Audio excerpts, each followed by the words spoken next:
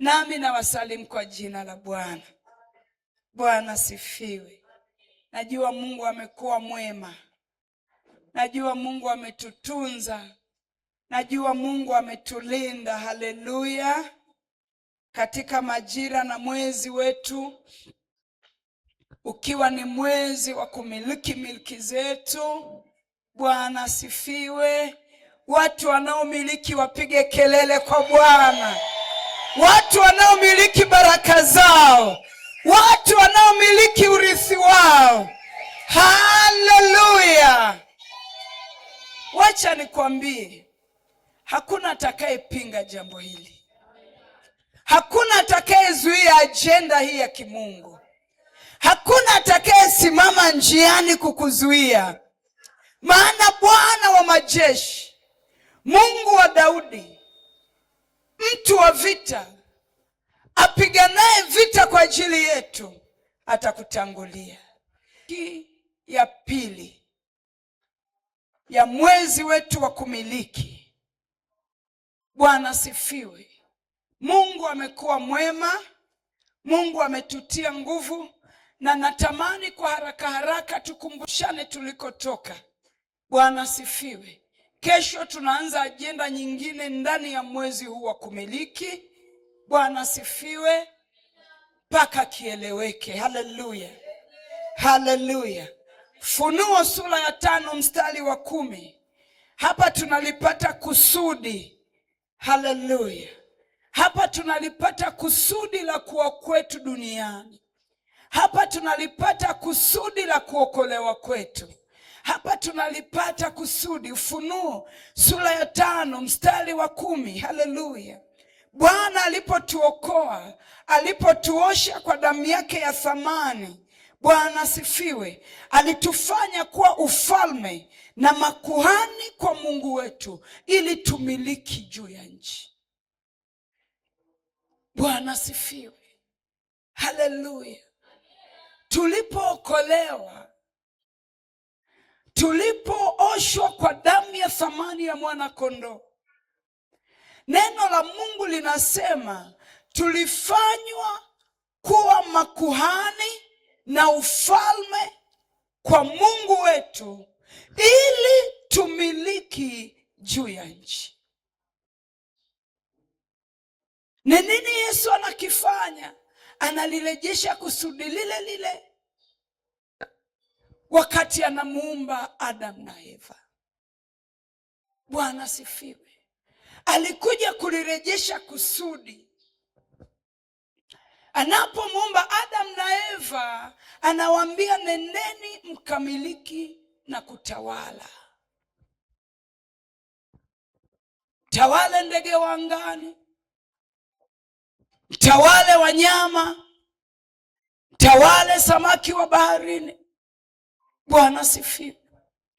Na Kristo anapokuja, Adamu wa pili, anaturejesha kwenye kusudi ya kwamba tumefanywa kuwa makuhani na ufalme kwa Mungu wetu, kusudi tumiliki. Kusudi tumiliki. Bwana sifiwe. Kisoma kitabu cha Warumi sura ya 8, neno la Mungu linasema ya kwamba na uumbaji unasubiri kwa shauku kuu kufunuliwa kwa wana wa Mungu. Haleluya. Bwana sifiwe. Ya kwamba yako majira yanayosubiriwa, majira ya wana wa Mungu kudhihirika. Na tunadhihirikaje katika majira haya? Wakati tumerejea kwenye kusudi, Bwana sifiwe, la kumiliki juu ya nchi. Hatuwezi kufunuliwa kama wana wa Mungu kama hatujaweza kumiliki, kama hatujaweza kutawala. Kwa hiyo uumbaji unasubiri majira haya. Tutadhihirishaje ya kwamba sisi ni wana wa Mungu? Bwana sifiwe. Ukawafanya kuwa makuhani na ufalme kwa Mungu wetu, nao wanamiliki juu ya nchi. Labda tunapoendelea, wacha tukumbushane, tunaposema kumiliki, kumiliki ni majira ya kumiliki. Nini maana yake? Nini maana yake? Kumiliki ni kitendo cha kuwa na haki ya kisheria inayokupa uhalali au kuwa na mamlaka au utawala juu ya kitu au mali au kitu fulani. Bwana sifiwe. Kumiliki ni kuwa na uhalali wa kisheria au kuwa na mamlaka juu ya jambo fulani, juu ya kitu fulani. Hii inamaanisha kitu hiki kinakuwa cha kwako binafsi na unakuwa na uwezo wa kukitumia, unakuwa na uwezo wa kukifurahia, unakuwa na uwezo wa kukigawa ukitaka.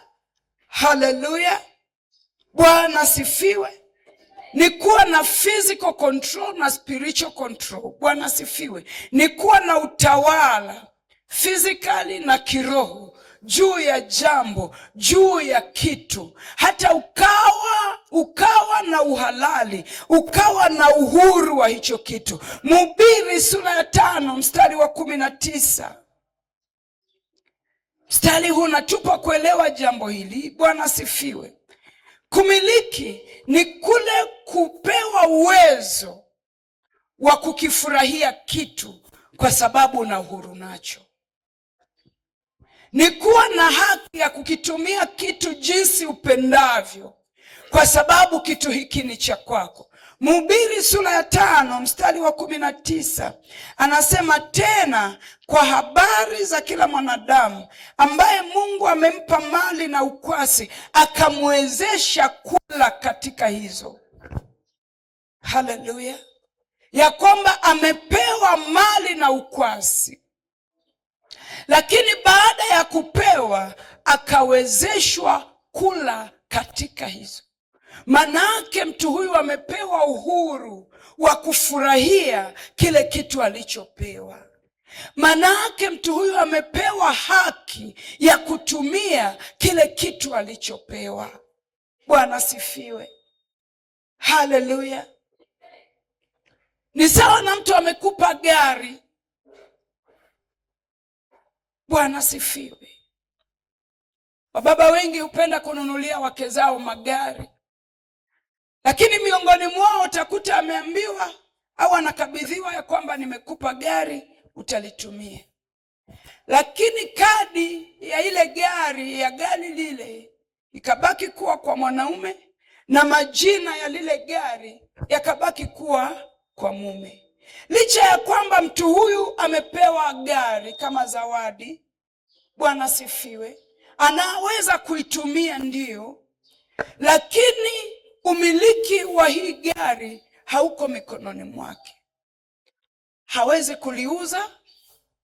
Mwenye gari siku yoyote akitaka kulichukua, atalichukua tena.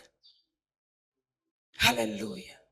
Kumiliki ni wakati ambapo umepewa gari, ukakabidhiwa na kadi iliyo na jina lako lililosajiliwa.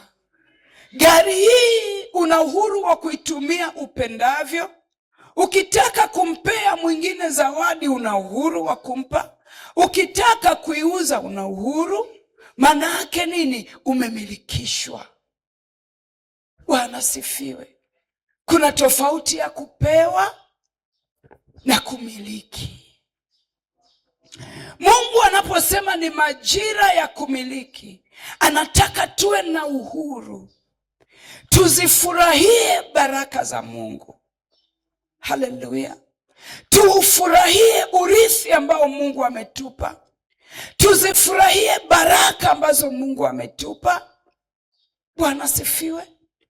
Uko mfano mzuri kwenye Biblia.